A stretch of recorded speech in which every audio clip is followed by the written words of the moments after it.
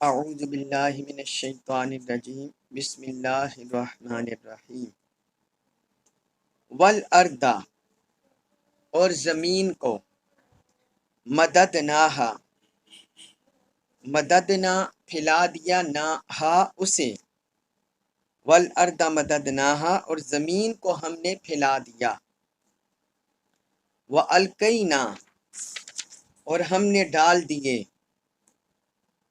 نصب کر دیے فیہا اس میں رواسیہ مضبوط پہاڑ اور ہم نے زمین میں مضبوط پہاڑ نصب کر دیے۔ رواسیہ لفظ یہ رسون سے بنا ہے، اس کا معنی ہے ایک جگہ قائم اور ثابت رہنا۔ راسیات اور رواسی ان چیزوں کو کہتے ہیں جو ایک جگہ قائم رہتی ہیں، ثابت رہتی ہیں۔ تو عربی زبان میں رواسی کا جو لفظ ہے یہ پہاڑوں کے لیے استعمال ہوتا ہے، کیونکہ یہ بھی ایک جگہ پر برقرار رہتے ہیں، قائم رہتے ہیں۔ تو اللہ تعالیٰ نے فرمایا وَأَلْقَيْنَا فِيهَا رَوَاسِيَ، اور ہم نے اس میں مضبوط پہاڑوں کو نصب کر دیا۔ وَأَنبَتْنَا، اور ہم نے اگائی، نشو نما دی، فیہا اس میں، من سے کلی ہر شیئن چیز، موزون توازن کے مطابق، توازن کے مطابق، یا وَأَنبَتْنَا فِيهَا مِن كُلِّ شَيْءٍ مَوْزُونٍ، اور ہم نے اس میں ہر چیز کو مطلوبہ توازن کے مطابق نشو نما دی۔ اس آیت مبارکہ میں اللہ رب العزت نے اس آیت میں اور اگلی آیت میں اللہ تعالیٰ نے زمین کے 5 اوصاف ذکر کیے ہیں، 5 صفتیں، 5 خوبیاں، اور یہ اس بات پر دلیل ہے کہ یہ جو اللہ تعالیٰ نے ذکر کیا ہے اس کی خوبیاں اور اس سے متعلقہ چیزیں، یہ اللہ تعالیٰ کے وجود پر دلالت کر رہی ہیں کہ وہ اللہ رب العزت موجود ہے جس نے زمین کو ان اوصاف سے مزین کیا ہے۔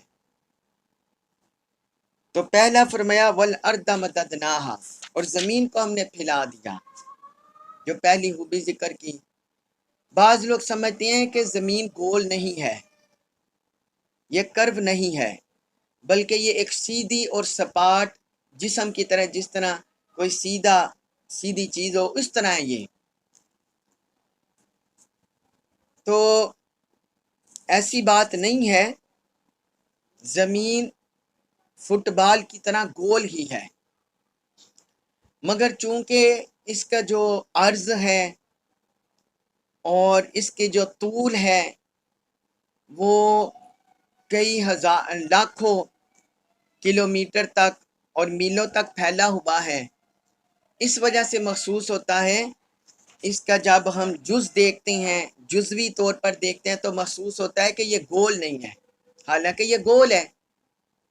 اس کے ایک بڑی واضح مثال یہ ہے کہ سورج جو ہر علاقے میں چمکتا ہے، مگر وہ منو ان اس کا جو وقت ہے ہر ملک میں ایک جیسا نہیں ہوتا۔ آپ یہ دیکھیں پاکستان ہے، ابھی یہ جو مئی کے مہینے میں 10:23 میں ہے، رات کا وقت ہے، لیکن اسی وقت میں جو کینیڈا ہے، امریکہ ہے، وہاں دن کے اوقات ہیں۔ اسی طرح جو باقی ممالک ہیں، کسی کے ساتھ ہمارا 2 گھنٹے کا فرق ہے، کسی کے ساتھ 4 گھنٹے کا فرق ہے، کہیں 12-14 گھنٹے کا فرق ہے۔ تو یہ کیا ہے؟ یہ اس بات کی دلیل ہے کہ زمین کا جو خطہ ہے وہ سپاٹ نہیں ہے، سیدھا بالکل نہیں ہے، بلکہ یہ کرو گولائی میں ہے۔ اس لیے تو کہیں سورج وہ زمین کے دوسرے حصے میں آتا ہے، وہ چھپ جاتا ہے، اس کا وہ حصہ گردش کرتا ہوا، جب زمین اور کسی ایک حصہ اس کے سامنے ہوتا ہے وہ روشن ہو جاتا ہے۔ اگر یہ زمین بالکل سپاٹ ہوتی، سیدھی ہوتی، تو پھر ٹائم بھی ہر جگہ یکساں ہوتا اور سورج بھی ہر جگہ من و ان ایک جیسا ہی چمک رہا ہوتا۔ تو اللہ تعالیٰ نے فرمایا ہم نے اسے پھیلایا ہے،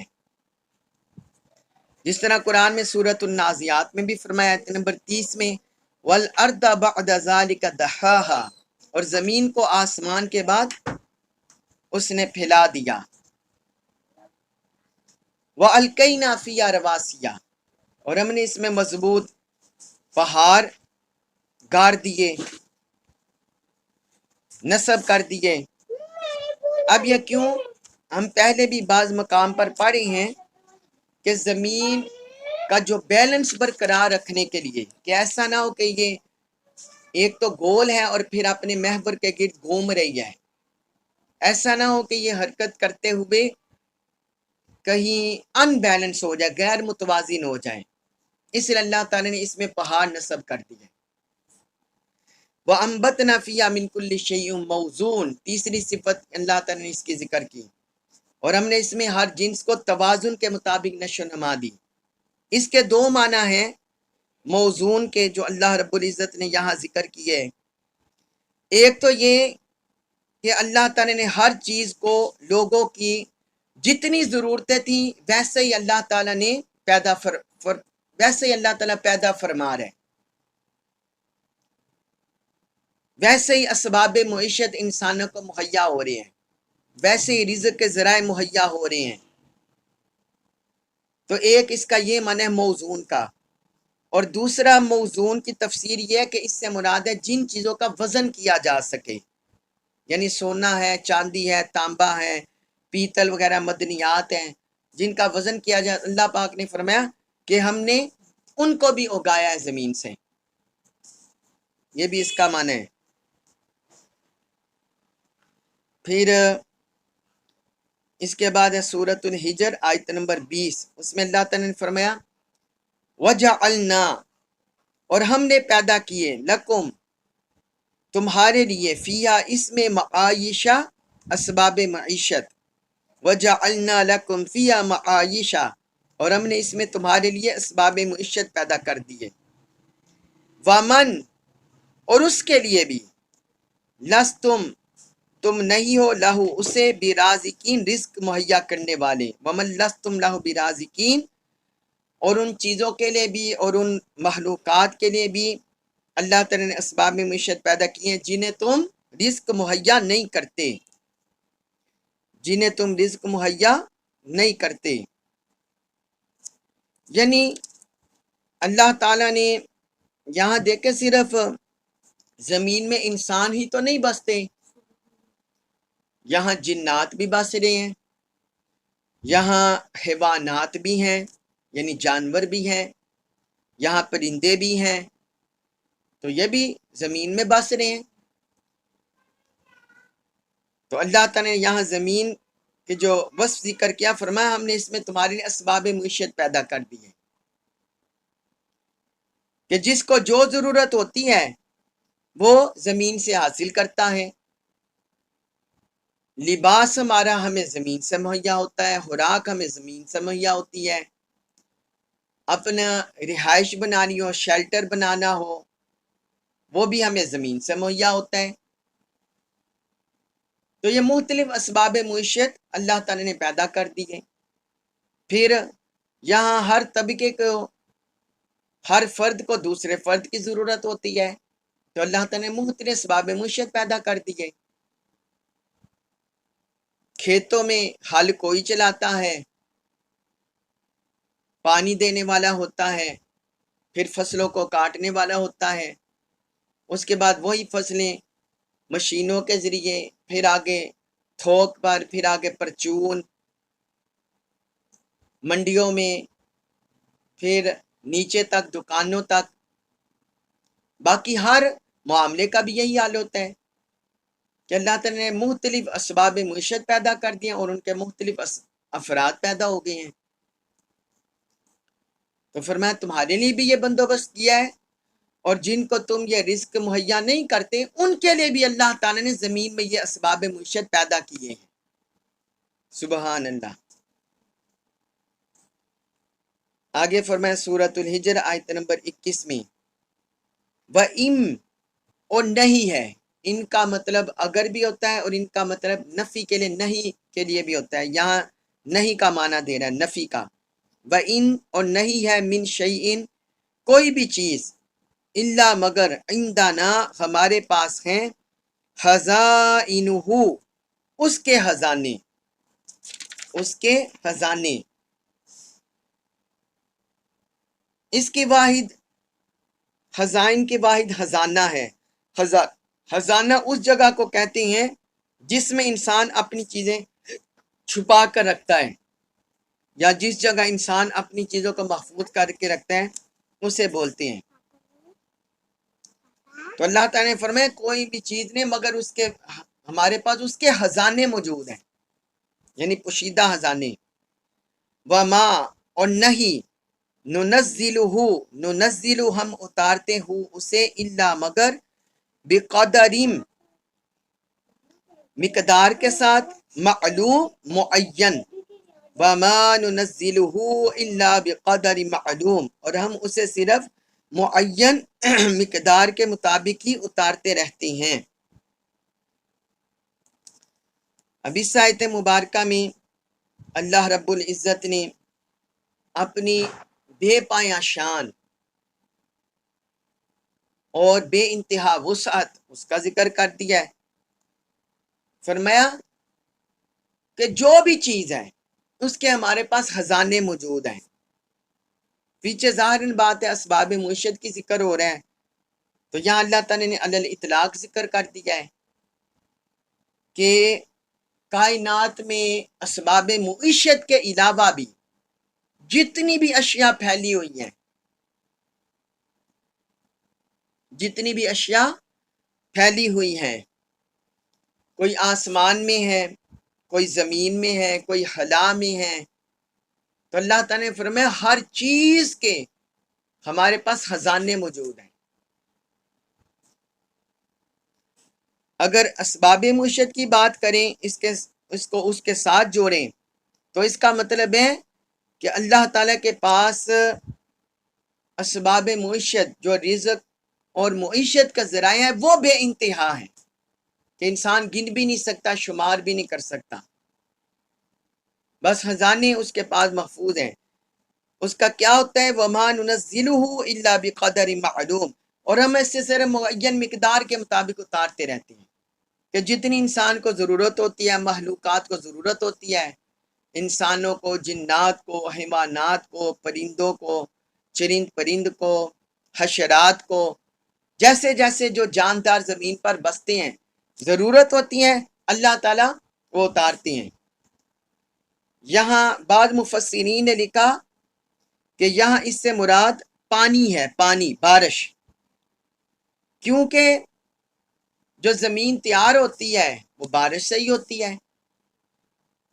بارش سے سبزہ اگتا ہے، فصلیں اگتی ہیں، نباتات حاصل ہوتی ہے، ہمیں فروٹ حاصل ہوتے ہیں، سبزیاں حاصل ہوتی ہیں، باقی چیزیں ہمیں زمین سے حاصل ہوتی ہیں، ہر چیز۔ اور کیونکہ یہ کچھ چیزیں ایسی ہیں جو خوراک میں ہمارے کم چلی جاتی ہیں، کچھ ایسی ہیں جو ہمارے لباس میں، ہماری رہائش میں وہ اس طرح کام آتی ہیں، جس طرح مٹی، گارا ہے، اینٹیں ہیں، وہ ہمارے مکانات، اس طرح چیزیں بنانے کے کام آتے ہیں۔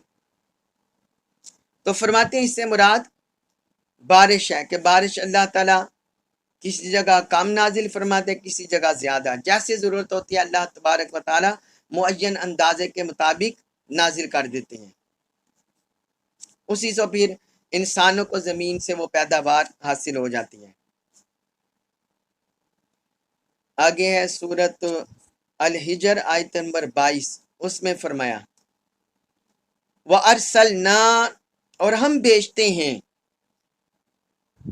الرِّيَاحَ، ہواؤں کو، ریح کی جمع ریاح، ہوائیں، وَأَرْسَلْنَا الرِّيَاحَ، اور ہم ہواؤں کو بھیجتے ہیں، لَوَاقِحَ، جو بادلوں کا بوجھ اٹھانے والی ہوتی ہیں۔ لواقح، یہ لاقیہ کی جمع ہے، لاقیہ، اس کی جمع لواقح، اس کا مطلب ہوتا ہے حاملہ، پریگننٹ۔ عرب لغت میں جو اونٹنی حاملہ ہو اسے بولتے ہیں لقاحت ناکیہا، کہ یہ اونٹنی بچے سے ہے۔ اسی طرح لقاحت شجرہ، جب کسی درخت پر پھل آ جائیں اسے بھی بولتے ہیں یہ درخت پھلدار ہو گیا۔ تو لواقع ان ہواؤں کو کہتے ہیں جن کے اندر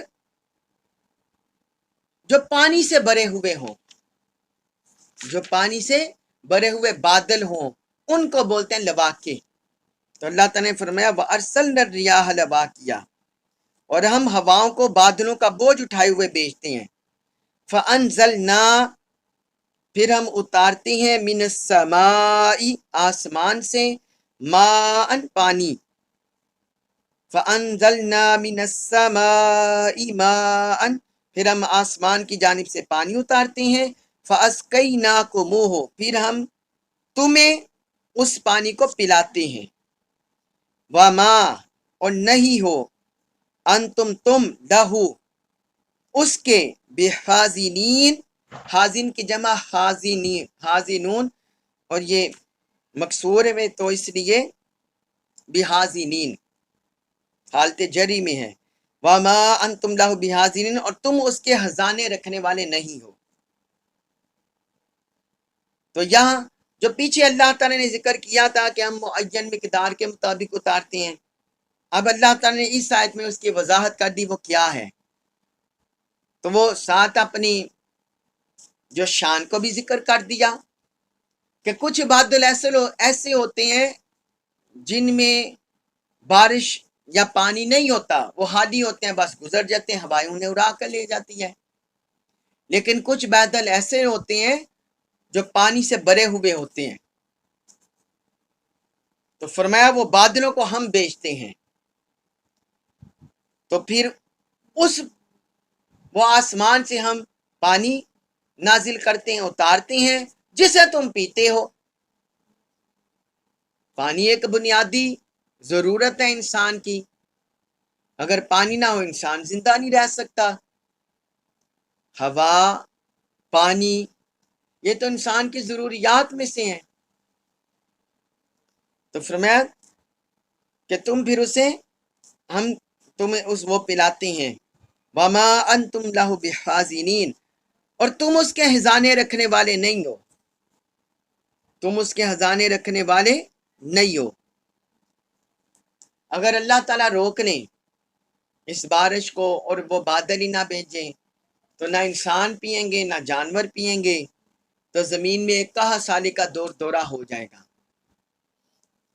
اور جو جاندار ہے وہ مرنے لگیں گے۔ اس لیے اللہ تعالیٰ نے یہ نظام بنا دیا کہ بادلوں کے ذریعے بارش برسائی، پھر اس سے نباتات اگتی ہے، فصلیں اگتے ہیں، اور یہ ایک پورا نظام ہوتا ہے جو انسان کی زندگی کا اور باقی جاندار مخلوقات کی زندگی کا باعث بنتا ہے۔ تو یہ اللہ تعالیٰ کے وجود اور اس کی الوہیت کے دلائل ہیں، اور ساتھ اللہ تعالیٰ نے انسان کے سامنے یہ حقائق رکھ دی کہ تم غور کرو کہ اللہ تعالیٰ نے کیسا نظام جاری کیا ہوا ہے،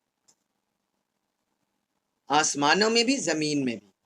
اللہ تبارک و تعالیٰ سے دعا ہے کہ اللہ تعالیٰ ہمیں قرآن مجید کا کامل فہم نصیب فرمائے، کمی کوتاہی سے درگزر فرمائے، اور ہمیں اس پر عمل پیرا ہونے کی توفیق عطا فرمائے۔ وما علیہ الا البلاغ المبین۔